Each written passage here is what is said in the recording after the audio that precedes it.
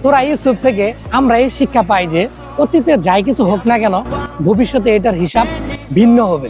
Same ভাবে আমাদের দেলোয়ার হোসেন সাইদি সাহেব কিন্তু একটা কথা বলেছিলেন যে আজকের আওয়ামী লীগ পুলিশ বিএনপি এবং জামাতকে পিটাইতেছে, অনুরূপ ভাবে একটা সময় আসবে যখন আওয়ামী লীগের পুলিশ আওয়ামী লীগকে পিটাবে, যেটা আমরা অলরেডি এখন দেখতে পারতেছি।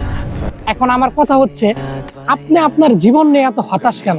আজকে যারা আপনাকে দেখে হাসি ঠাট্টা করতেছে, আপনার বেকারত্ব দেখে আপনি কোনো কিছু করতে পারতেছেন না, এটা দেখে যারা হাসি ঠাট্টা করতেছে তাদেরকেও আপনি দেখাই দিবেন যে একটা সময় পরিস্থিতি অবশ্যই ভিন্ন হয়।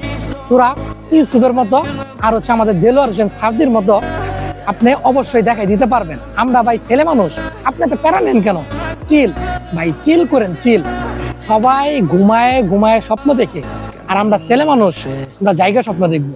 আমাদের মনে যদি দৃঢ় বল আত্মবিশ্বাস থাকে, অবশ্যই আমরা পরিস্থিতি ঘুরিয়ে দেখাইতে পারবো। সূরা ইউসুফের মতো আমরা পরিস্থিতি ঘুরাতে পারবো ইনশাআল্লাহ। প্যারা নিয়েন না ভাই, প্যারা নিয়েন না ব্রো, চিল চিল। আমরা ছেলে মানুষ, চিল করেন শুধু।